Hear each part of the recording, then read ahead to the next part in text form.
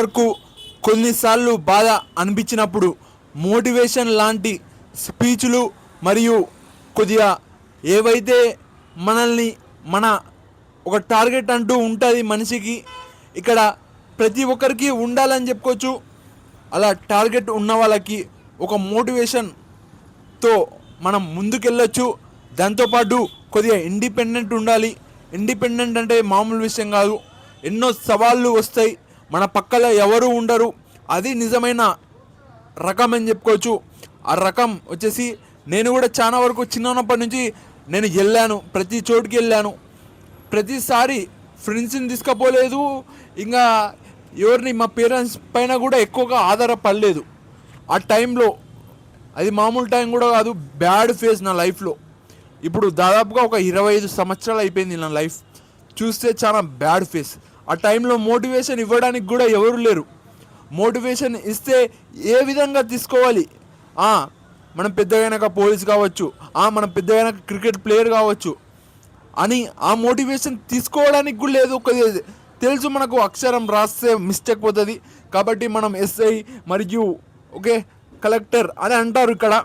ఎప్పుడైతే ఇక్కడ గద్వాల్ ప్రాంతం నుంచి హైదరాబాద్కి వెళ్తారో, వెళ్ళినప్పుడు హైదరాబాద్లో సాఫ్ట్వేర్ అనేది ఇంట్రడ్యూస్ అవుతుంది.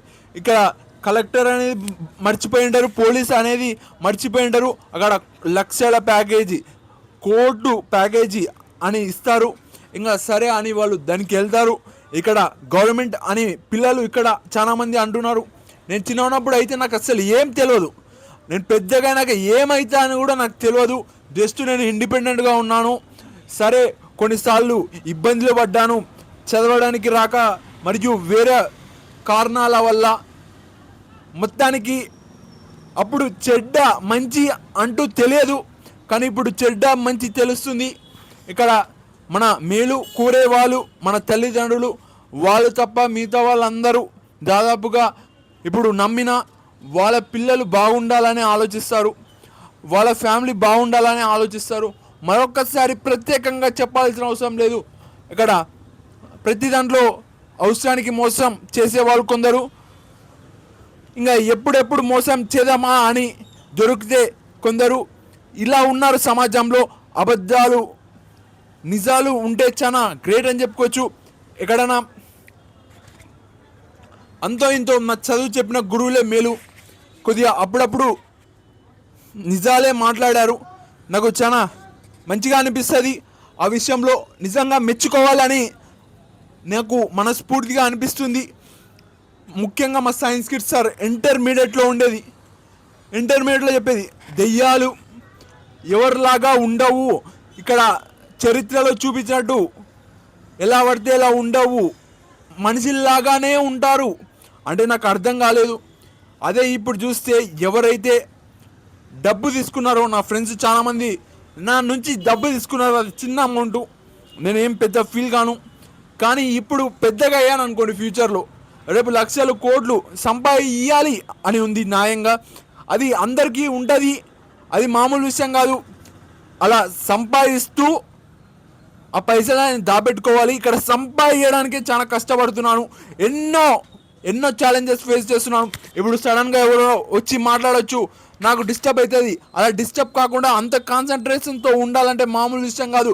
చిన్నప్పుడు చూస్తే ఇండిపెండెంట్ అనుకుంటా నేను ఆధారపడి ఉన్నాను.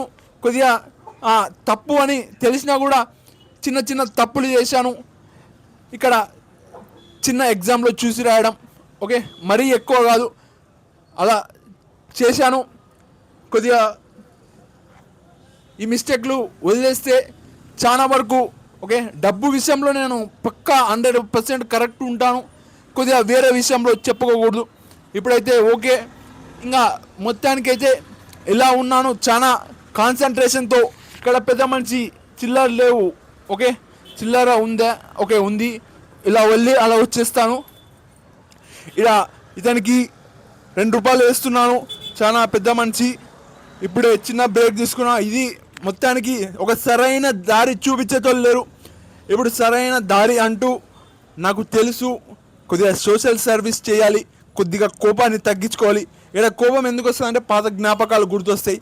వేరే వాళ్ళు అవమానపరుస్తారు, అరే లైఫ్ ఇల్లే కాదే, వాళ్ళకి సమాధానం చెప్పాలి అని నాకు మైండ్లో ఉంది. నేను దాదాపుగా 6th క్లాస్ నుంచి లెక్క వేసుకుంటే దాదాపుగా నేను 6th క్లాస్లో ఒక 12 13 ఏళ్ళు చుక్కలు అనపడినాయి. అది మామూలు విషయం కాదు. కాబట్టి ఇప్పుడైనా మంచిగా దారిలో ఉండాలని నేను అనుకుంటున్నా, ఆ విధంగా వెళ్ళడానికి ప్రయత్నిస్తున్నా. Thank you.